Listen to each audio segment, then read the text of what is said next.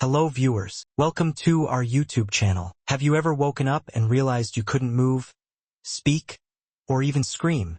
A heavy presence presses on your chest, and you feel like something evil is watching you from the shadows. This terrifying experience is known as sleep paralysis. But is it just a glitch in your brain? Or could it be something more sinister? In this video, we dive deep into the mystery. A psychological disorder or a devil's attack?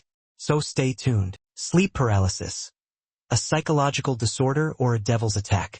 Introduction. Sleep paralysis. Few experiences blend terror and helplessness so thoroughly. You're awake but cannot move. There's pressure on your chest. You might hear whispers, footsteps, or worse, see a shadow looming at the foot of your bed. For some, it's just a sleep disturbance. For others, it's a glimpse into the supernatural. The research aims to dissect the reasons behind sleep paralysis from multiple perspectives: psychological, neurological, cultural, and even paranormal. What is sleep paralysis? The experience *. Imagine waking in the dead of night. Your eyes open. The room is familiar, but something is off. You try to sit up, nothing. Your limbs feel like stone. Breathing is shallow. Panic sets in. Then a presence, someone or something, is in the room. This is sleep paralysis. A temporary inability to move or speak while falling asleep or upon waking. It can last seconds to minutes and often includes vivid hallucinations. Medical science classifies it as a parasomnia, a sleep disorder involving abnormal movements, behaviors, emotions, or perceptions. The mechanism: during REM, rapid eye movement, sleep, our brains paralyze the body to prevent us from acting out dreams. In sleep paralysis, we wake up mentally while the body remains frozen. This dissociation creates a surreal, terrifying state between consciousness and sleep. Neurological and psychological causes behind sleep paralysis. Number 1. REM sleep dysfunction. At the core of sleep paralysis is REM sleep malfunction. Normally, REM paralysis ends as we wake up. But in sleep paralysis, there's a glitch. REM paralysis continues even though consciousness returns. Hypnagogic, falling asleep, and hypnopompic, waking up, hallucinations * are common. The body remains immobile while the brain enters a semi-lucid state. This misalignment creates the perfect storm: awareness without control. Number 2. Sleep deprivation and irregular sleep cycles *. Chronic sleep deprivation significantly raises the risk of sleep paralysis. People with erratic schedules, shift workers, students, report more frequent episodes. Sleep deprivation increases REM pressure, making REM sleep longer and more intense. Disruptions in sleep stages can cause consciousness to return prematurely. The irony? The more afraid of sleep paralysis someone becomes, the harder it is to sleep, which increases the likelihood of another episode, a vicious cycle. Number 3. Mental health conditions *. Anxiety, depression, PTSD, and other disorders correlate strongly with sleep paralysis. PTSD.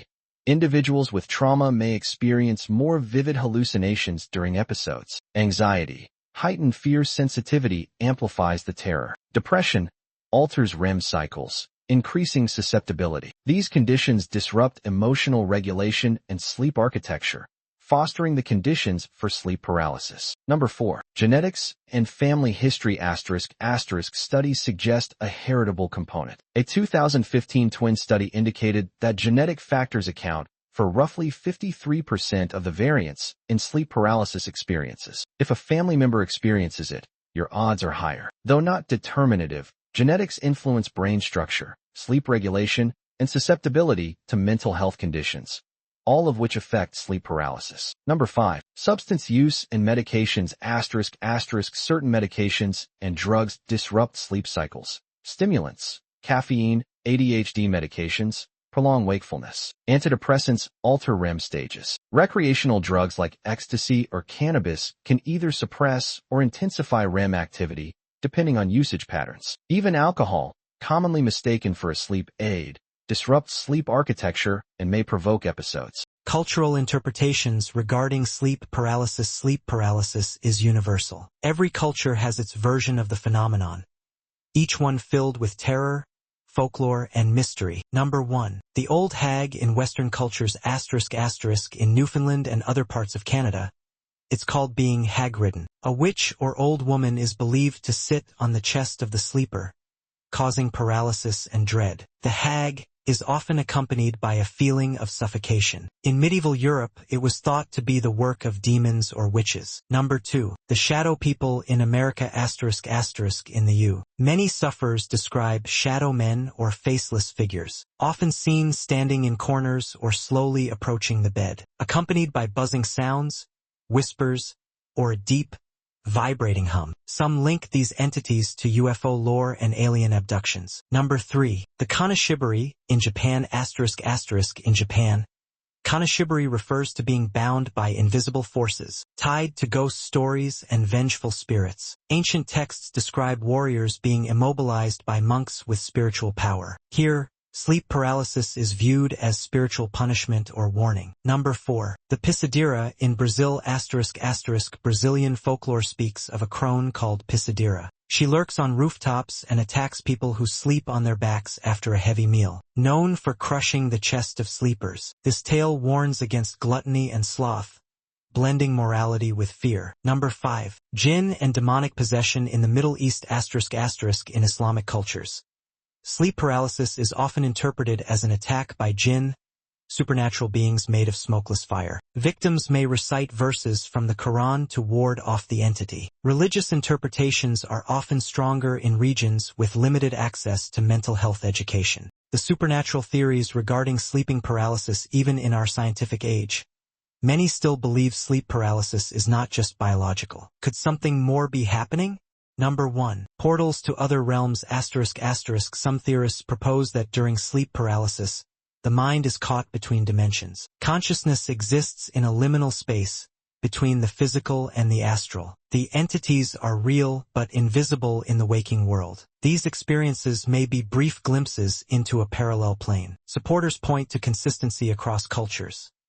How can so many people, without contact, see the same thing? Number 2. Ghosts and spirits *** in haunted locations.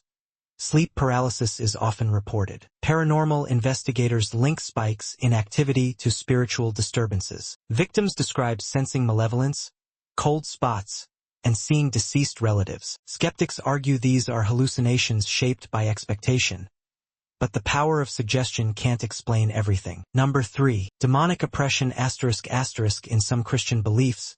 Sleep paralysis is considered the first stage of demonic oppression. Victims are told to pray, anoint their rooms, or consult spiritual authorities. Some claim deliverance rituals end the episodes completely. Whether psychosomatic or spiritual, the power of belief here is undeniable. Sleep paralysis and the mind's hidden depths ***.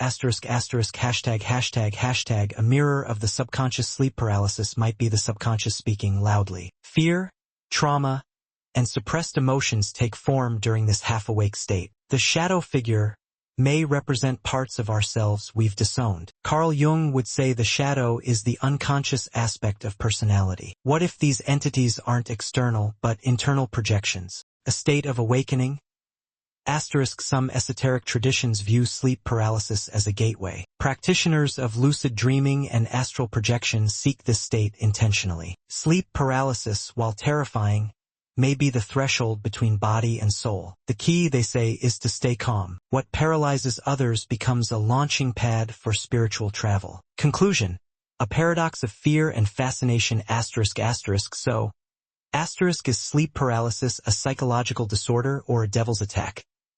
It depends on the lens. Through science, it's a neurological hiccup, terrifying but harmless. Through culture and personal belief, it may be spiritual, supernatural, or symbolic. What unites all interpretations is this: sleep paralysis forces us to confront the thin veil between reality and nightmare, science and myth, body and mind. And maybe, just maybe, both explanations are true. In the paralyzed darkness, where mind and mystery intertwine, we find not just sleep paralysis, but meaning. May be science to some, and a spiritual nightmare to others. Whatever you believe, one thing's certain: it's a mystery that blurs the line between mind and myth. Don't forget to like, subscribe, and share your own sleep paralysis story in the comments below. Keep watching our videos for further assistance.